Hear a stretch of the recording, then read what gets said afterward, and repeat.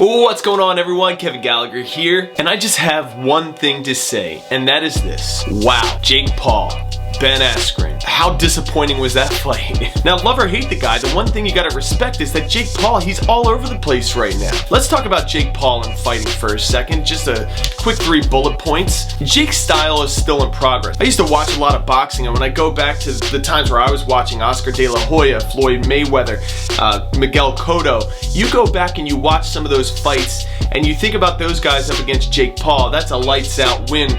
Jake Paul's going down in all 3 of those fights. He's also not fought a professional boxer. This is one of the things that I've noticed whenever he talks up all this hype about being 3-0. You've not actually fought a professional boxer. So you're 3-0 in Mickey Mouse land. I mean, you're kind of 3-0 in fighting either people who no longer are in combat sports or who have never been. So, okay, you're 3-0. Let's see you fight a real boxer and see what happens. And the last thing I've noticed about Jake Paul in his fighting career in his 3 fights that he's had is he keeps fighting people who are older, people who are former athletes. These aren't exact, like, you know, take Ben Askren for example. He's argued to be one of the least skilled people in the UFC, Bellator, or any other world that he's fought in with his hands and legs. He's just not known to be a boxer. And he said it himself in interviews. Ben said he's not a boxer and he just doesn't think Jake is either. So with all of that put together, it's pretty impressive when you take into account that he sold 1.5 million pay-per-views. The Oscar De La Hoya versus Floyd Mayweather fight sold 2.5 million views. These are 2 of the greatest boxers that ever lived up against each other, 2.5 million. That number makes sense. 1.5 million for Jake Paul versus Ben Askren, that's absolutely astronomical. And Jake Paul, just Jake Paul, not Ben Askren, just Jake Paul is basically believed to be earning in excess of $10 million for that fight. $10 million for the fight against Ben Askren. I'll tell you what, I would take $10 million to get into the ring with a professional boxer and get knocked out in the first 5 minutes. Let's go. $10 million, people. So how did he achieve all of this? The easy answer is this. Marketing is what got them there. So that's what we're going to talk about in today's Marketing Explained. We're going to look at the Jake Paul fight versus Ben Askren and figure out how did they get all this money and all of these pay-per-view buys. Let's go.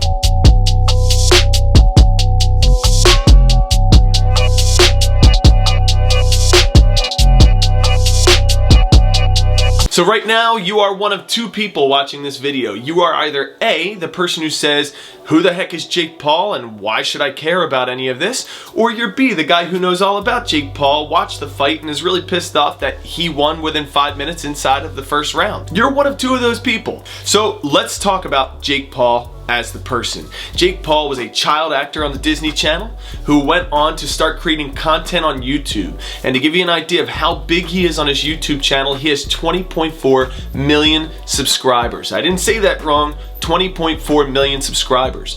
He makes, on average, roughly about $2.7 million a year just creating content on YouTube. And what's the content he puts up? Well, it's things like music videos, pranks he plays on his brother, and other kind of content like that. Then about 3 years ago, he got into boxing because 2 other YouTubers out in England had challenged him and his brother Logan to box in a ring. And in that fight against that YouTuber from England, Jake knocked him out in the first round. And since then, Jake really has gotten into the sport and has not stopped training from everything I could see in boxing. Went on to fight Nate Robinson, former NBA player. Again, older guy with absolutely no boxing skill, and you could tell that the second he got into his stance in the ring.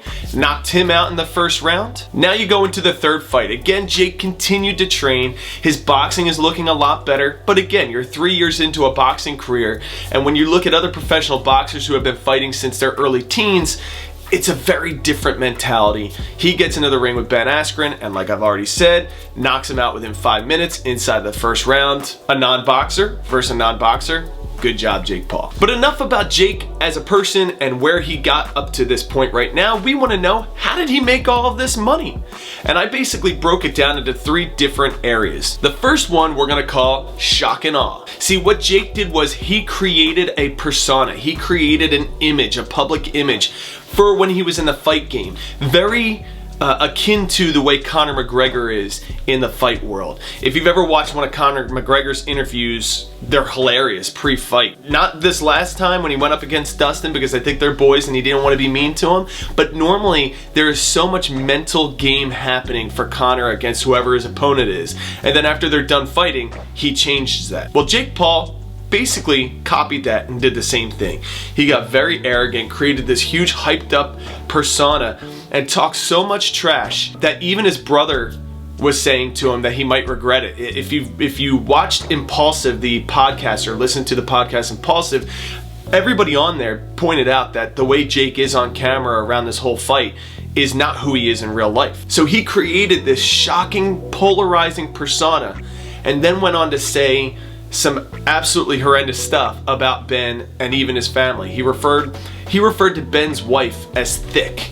Now, if you don't know what thick means, we're talking about thick with 2 C's. Depending on who you are, thick with 2 C's can mean good or bad things, but he was basically trying to say that his wife was fat. And there was a ton of other things that he said about Ben that I'm not even gonna say on my channel because I don't want to have to bleep everything out. He wanted people to either absolutely love him or absolutely hate him, because guess what happens when that exists? When you have that kind of a polarizing mentality, you end up getting everybody watching you. Even if they hate you, they're still watching you. Look at Donald Trump's Twitter. People who love him are on there, people who hate him are on there, but they all follow him so they can see what he says and comment on it. Point number 2, social media. If you don't think social media works, you're wrong. You have to be on there, you have to be relevant, but it's all on how you phrase things and how you say things. In the case of Jake Paul, once again, he used his social media channels to create content, going back to the first point of shock and awe, to create content that is going to engage you and make you again either hate him or love him.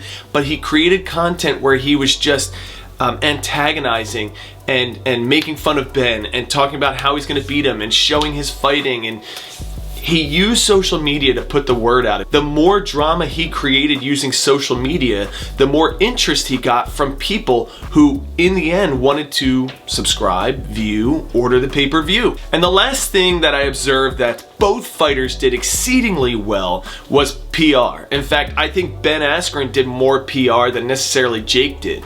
Jake really went into the social media world, and I think a lot of the people who came to watch from Jake's camp came from there. But if you take a look at what Ben did, Ben went on every podcast he could, every YouTube channel that he could that had a following. He had tons of sponsors. All of these potential pay-per-view buyers are watching and getting work. There wasn't a point inside of the 2 weeks leading up to the fight where you couldn't see a podcast not talking about it. Joe Rogan talked about it. If you're a fight fan at all, there was a lot of other podcasts that you can listen to where they were breaking down the fight. And a lot of the actual fighters, a lot of the MMA guys, even a lot of the former boxers, were thinking that Ben was gonna take Jake into the deep rounds and then knock him out. So, in whole, this is how they made their money. Ben was the super good, wholesome guy, former fighter, Olympian, all-American kind of guy, up against, he calls himself the problem child, but up against Jake Paul, who created a persona of being the meanest dude in the world, and he's bullying Ben and he's doing all, and then the two of them went out onto social media, into the PR world. Articles were written about it. You couldn't help but get caught up in the hype of it all. Once again, love or hate Jake Paul, you have to respect the marketing that went into this event that got him paid in excess of $10 million, that got 1.5 million pay-per-views for 2 guys who are not professional boxers. But at the end of the day, Jake Paul got the knockout victory and now is going on to start planning for his next fight. So that's it. That's all I got for y'all today. I wish you the best and I hope you have a great one. Take care.